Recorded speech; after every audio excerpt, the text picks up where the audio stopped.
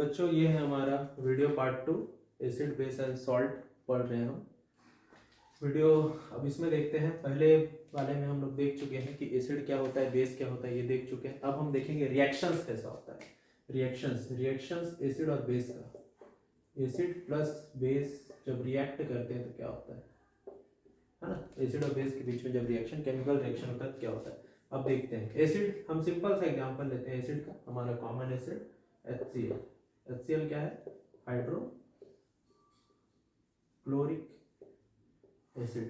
HCl क्या है बच्चे लोग, हाइड्रोक्लोरिक एसिड। अब सिंपल से बेस का एग्जांपल लेते हैं, NaOH। इसको क्या बोलते हैं, सोडियम हाइड्रोक्साइड बोला जाता है। ठीक है, एसिड और बेस आपस में रिएक्ट करते हैं, क्या बनता है बच्चे लोग, सॉल्ट बनता है। क्या बनता है, सॉल्ट बनता है, प्लस क्या निकलता है, वाटर। सॉल्ट एंड वाटर बनता है, ये बनेगा ही, है ना। अब देखते हैं सॉल्ट क्या बनेगा, NaCl क्या है, कॉमन सॉल्ट है, हमारा साधारण नमक है, कॉमन सॉल्ट। ठीक है, कॉमन सॉल्ट। ये तो हुआ इसका हम जो यूज करते हैं डेली लाइफ में नाम हुआ, लेकिन अगर इसको केमिकल नाम दिया जाए तो क्या बोला जाएगा, सोडियम क्लोराइड बोला जाएगा। तो एसिड और बेस जब भी रिएक्ट करेंगे तो क्या बनेगा, सॉल्ट बनेगा और वाटर बनेगा। अब अपन देखते हैं कि देखो ये H2O, ये H है और ये O2 है, OH सॉरी, ये H है और OH है। तो ये वाला H और OH मिलके क्या बना दिए, H2O बना दिए। ठीक है, ये मिलके क्या बना दिए, H2O बना दिए। अब NaCl कहाँ से आया, NaCl में जब हम इसको आयनाइज करते हैं तो Na प्लस होता है, Cl माइनस होता है, हमको पता है ना ये चीज, है ना। आयनिक बॉन्ड का वीडियो बना हुआ है, आप लोग देख सकते हैं, यूट्यूब में बना हुआ है, ये क्यों प्लस और माइनस टूटता है उसके ऊपर बताया गया है। ठीक है, अब देखो ये वाला प्लस वाला पार्ट किससे आता है, बेस से आता है। प्लस वाला पार्ट किससे आता है, हमेशा बेस से ही आएगा प्लस वाला पार्ट, नियम है। ठीक है, इसको मिटा देते हैं नाम को ताकि अच्छे से दिख सके, है ना। अब माइनस वाला पार्ट किससे आएगा, एसिड से आएगा। प्लस वाला पार्ट क्या होता, किससे आता है, बेस से आता है। माइनस वाला पार्ट किससे आता है, एसिड से आता है। ठीक है, हाँ। तो ये प्लस वाले पार्ट है ना, इसको क्या बोलते हैं, प्लस आयन को क्या बोलते हैं बच्चे लोग, कैटायन बोलते हैं, पता है ना। प्लस आयन को क्या बोला जाता है, कैटायन, और माइनस आयन को क्या बोला जाता है, एनायन बोला जाता है। ठीक है, अब इसमें एक एसिडिक रेडिकल बोलते हैं, एक बेसिक रेडिकल बोलते हैं।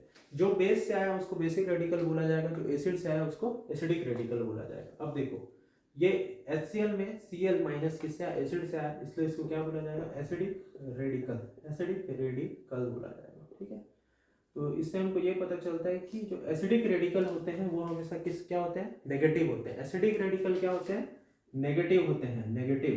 ठीक है, और जो बेसिक रेडिकल है NaOH वो हमेशा क्या होते हैं, ये क्या है, बेसिक रेडिकल। बेस से आया ना, बेसिक रेडिकल है, तो ये हमेशा क्या होते हैं बच्चे लोग, पॉजिटिव होते हैं, कैटायन होते हैं। ठीक है, तो एसिड और बेस के बीच का रिएक्शन ये है। अब अपन आगे बढ़ते हैं इसके बारे में, ये समझ आ गया होगा आप लोग को।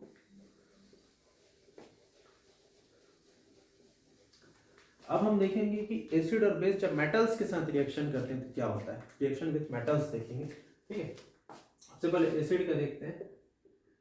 एसिड किसके साथ रिएक्शन करेगा, मेटल के साथ, तो क्या बनेगा, देखो सॉल्ट बनता है और कौन सा गैस निकलता है, H2 गैस निकलता है। कौन सा गैस निकलता है, H2 गैस निकलता है। जब भी एसिड मेटल के साथ रिएक्शन करेगा क्या बनता है बच्चे लोग, सॉल्ट बनता है, कौन सा गैस निकलता है, H2 गैस निकलता है। अब हम देखते हैं कैसे, एग्जांपल। एसिड हमारा वही similar acid HCl hydrochloric acid, किसके साथ रिएक्शन करेगा, Zn क्या है बच्चे लोग, जिंक। एटॉमिक नंबर क्या होता है जिंक का, 30। एटॉमिक नंबर 20 तक मिनिमम याद करना ही है, उससे आगे जितना कर सकते हो कर लो, आगे काम ही आएगा। ठीक है, तो क्या बनेगा, ZnCl2 बनेगा। कौन सा गैस निकलेगा, हाइड्रोजन गैस निकलेगा। ठीक है, इसको क्या बोलते हैं, जिंक क्लोराइड, है ना। और कौन सा गैस निकला, हाइड्रोजन गैस। अब देखो बच्चे लोग, इस रिएक्शन को हमको बैलेंस करना पड़ेगा। बैलेंस मतलब लेफ्ट हैंड और राइट हैंड साइड में हमारे इक्वल एलिमेंट्स होने चाहिए, तब उसको क्या बोलता है, बैलेंस्ड इक्वेशन बोलते हैं। देखते हैं, देखो जिंक दोनों तरफ एक एक है, यहाँ पे भी एक है, यहाँ पे भी एक है। क्लोरीन यहाँ 2 है, यहाँ पे कितना है, 1 है। ठीक है, तो इसको 2 करने के लिए मैं क्या करूंगा, सामने 2 लगाऊंगा। अब देखो हाइड्रोजन वहाँ 2 है, यहाँ पे भी 2 हो गया, सामने 2 लगाने की वजह से। तो अब इक्वेशन क्या हो गया बच्चे लोग, बैलेंस हो गया। ठीक है, तो ये हो गया एसिड का रिएक्शन किसके साथ, मेटल्स के साथ। अब हम किसका, बेस का रिएक्शन मेटल्स के साथ पढ़ेंगे, ठीक है। बेस का रिएक्शन किसके साथ है, मेटल के साथ करेंगे। तो बेस का रिएक्शन भी जब मेटल्स के साथ होता है तो सॉल्ट ही बनता है। कौन सा गैस निकलता है, हाइड्रोजन गैस निकलता है, ठीक है। इसमें हम एग्जांपल देखते हैं। बेस हमारा कॉमन बेस है NaOH। NaOH क्या है, सोडियम हाइड्रोक्साइड, बता चुके हैं। इसको भी फिर से इसी मेटल के साथ रिएक्शन करा रहे हैं, जिंक के साथ ही रिएक्शन करा रहे हैं, तो क्या बनता है Na2ZnO2। इसको बोलते हैं सोडियम जिंकेट, सोडियम जिंकेट बोला जाता है। और कौन सा गैस निकलता है, हाइड्रोजन गैस निकलता है, ठीक है। अब बेस भी जब भी मेटल के साथ रिएक्शन करेगा क्या बनेगा, सॉल्ट बनेगा।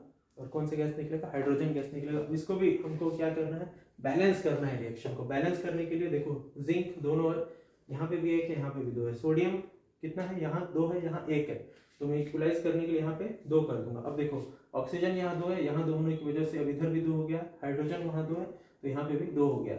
इस प्रकार हमारा रिएक्शन बैलेंस हो जाता है। अब हम इस वीडियो के अगले पार्ट में पढ़ेंगे, इसका पार्ट 3 आएगा, जिसमें आगे के रिएक्शंस भी पढ़ेंगे कि कार्बोनेट और बाइकार्बोनेट के साथ कैसा रिएक्शन होता है। Thank you.